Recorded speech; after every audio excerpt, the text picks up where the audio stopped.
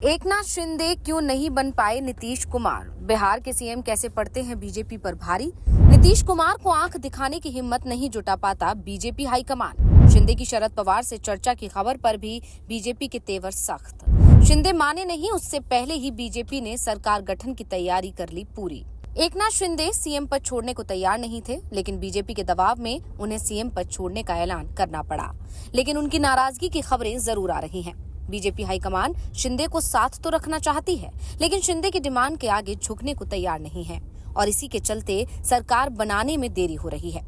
शिवसेना की तरफ से कहा गया था कि महाराष्ट्र में भी बिहार मॉडल अपनाना चाहिए, यानी जो बड़ी पार्टी है वो सहयोगी की भूमिका में रहे।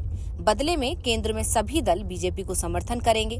बिहार और महाराष्ट्र दोनों ही जगह बीजेपी सबसे बड़ा दल है और जिस तरह से बड़ा दल होने के बावजूद बीजेपी बिहार सरकार में जूनियर पार्टनर है, एकनाथ शिंदे चाहते थे कि महाराष्ट्र में भी यही हो, लेकिन बीजेपी ने शिंदे की डिमांड मानने से साफ इनकार कर दिया।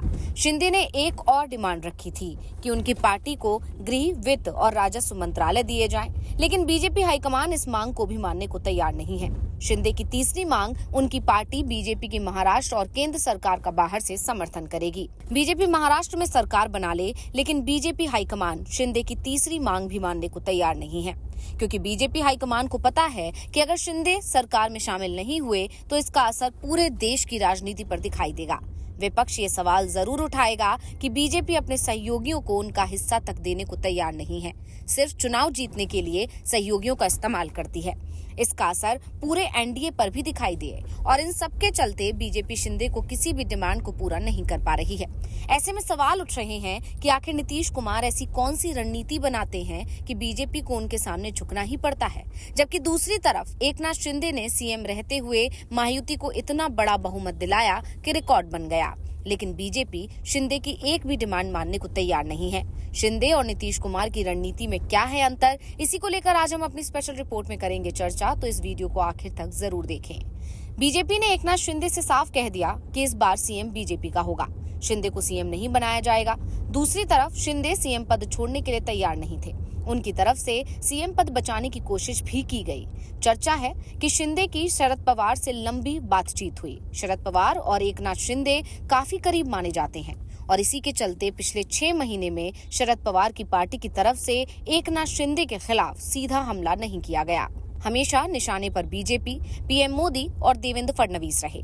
जब भी शरद गुट के नेताओं को सरकार पर हमला करना होता था तो वो देवेंद्र फडणवीस को निशाने पर ले लेते थे। ऐसे में सवाल उठ रहे हैं कि जब एकनाथ शिंदे के लिए महाविकास आघाड़ी के दरवाजे खुले हुए थे तो शिंदे नीतीश कुमार क्यों नहीं बन पाए? तो किसके पीछे सबसे बड़ा कारण था 13 के आंकड़े का? बीजेपी को विधानसभा चुनाव में 132 सीट मिली है, बहुमत 145 का है, यानी बीजेपी 13 सीटें पीछे है बहुमत से।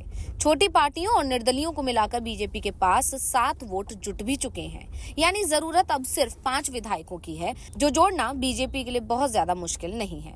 बीजेपी के मैनेजर अगर इस कुर्सी वाले गैप को भर पाए तो फिर एकनाथ शिंदे के पास क्या बचेगा?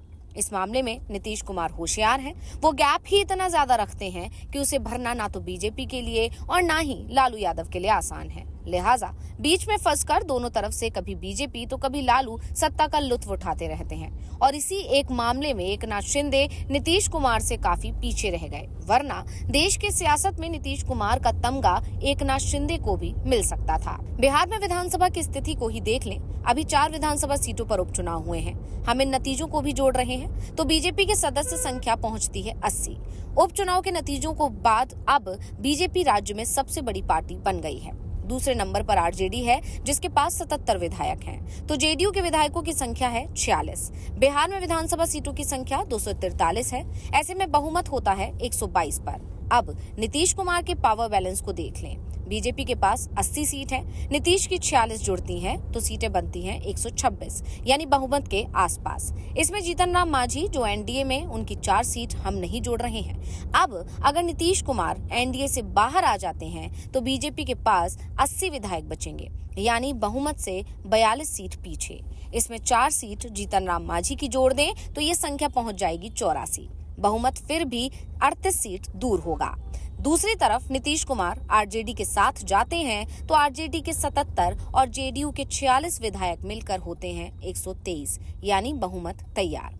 वैसे इंडिया गठबंधन के पास बिहार में 111 विधायक हैं, लेकिन बिना नीतीश कुमार के ये सब मिलकर सरकार नहीं बना सकते। यानी नीतीश कुमार की जरूरत एनडीए को भी है और इंडिया गठबंधन को भी, जबकि महाराष्ट्र में ऐसा कुछ एकनाथ शिंदे के साथ नहीं है। शिंदे अगर महाविकास आघाड़ी में शामिल होते हैं तो एमबीए की सीटों की संख्या 105 तक ही पहुंच पाएगी और बहुमत का आंकड़ा 145 है। यानी शिंदे के एमबीए में जाने से कोई फर्क नहीं पड़ेगा, क्योंकि बीजेपी के पास 132 सीट है और अजीत पवार की 41 सीटों के साथ वो आसानी से बहुमत के पास होगी।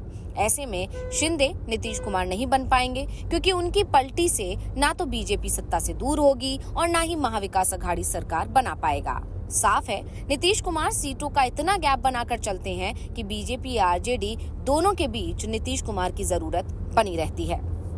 अब नीतीश कुमार की रणनीति को भी समझ लीजिए। नीतीश बिहार में हर दल की जरूरत है और नीतीश इस बात को पहचानते भी हैं। इसलिए किसी भी गठबंधन में शामिल होने से पहले वो चुनावों की स्थिति में सीट बंटवारे पर ठोक बजाकर पहले ही बात कर लेते हैं। 2014 में नीतीश कुमार की पार्टी लोकसभा का चुनाव अकेले अपने दम पर लड़ी थी और इस चुनाव में उसे सिर्फ 2 सीट मिली और वोट प्रतिशत था 16, जबकि बीजेपी को 30 और आरजेडी को 21% वोट मिला था। चुनाव में बीजेपी 30 और आरजेडी 27 सीटों पर चुनाव लड़ी थी, जबकि जेडीयू सभी 40 सीटों पर। साफ है, अगर जेडीयू भी बीजेपी और आरजेडी की तरफ 30 सीटों के करीब चुनाव लड़ती थी तो उसका वोट शेयर 12% के करीब होता। लेकिन जब 2015 में जेडीयू ने आरजेडी से गठबंधन किया तो नीतीश कुमार ने गठबंधन में उतनी सीटें मांग ली जितने पर आरजेडी चुनाव लड़ रही थी। इसके बाद नीतीश कुमार 2019 के लोकसभा चुनाव में एनडीए में लौटे तो भी उन्होंने बीजेपी से बराबरी का समझौता किया। बीजेपी और जेडीयू बराबर 17 सीटों पर चुनाव लड़े थे। सबसे बड़ी बात तो ये थी कि बीजेपी ने 2014 के लोकसभा चुनाव में 22 सीट पर जीत दर्ज की थी। यानी नीतीश कुमार से गठबंधन करने की कीमत बीजेपी ने अपनी 5 सिटिंग सीट जेडीयू को सौंपकर चुकाई थी। इसके अगले साल यानी 2020 में जब विधानसभा चुनाव हुए तो नीतीश कुमार की जेडीयू बीजेपी से ज्यादा सीटों पर चुनाव लड़ी। साफ है, नीतीश कुमार बीजेपी को अकेले लड़ने के लिए इतनी सीट ही नहीं देते कि अगर बीजेपी चाहे तो भी वो उसके बिना सरकार नहीं बना पाए। 2020 में बीजेपी का स्ट्राइक रेट 70% से ज्यादा का था और नीतीश कुमार की पार्टी जेडीयू का 40%। लेकिन जब सरकार बनी तो सीएम नीतीश कुमार को ही बनाना पड़ा, क्योंकि नीतीश कुमार की जेडीयू इतनी सीट तो जीत ही गई थी कि वो जिधर जाते सरकार उसी गठबंधन की बनती और नीतीश ने 5 साल में 3 बार उल्टा पलटी की भी थी। पहले बीजेपी के साथ सरकार बनाई, फिर आरजेडी के साथ चले गए और फिर वापस से एनडीए में लौट आए। तो ये रिपोर्ट आपको कैसी लगी हमें कमेंट करके अपनी राय जरूर दीजिएगा। इसी के साथ वीडियो को लाइक करें, वीडियो को शेयर करें और चैनल को सब्सक्राइब करना ना भूलें।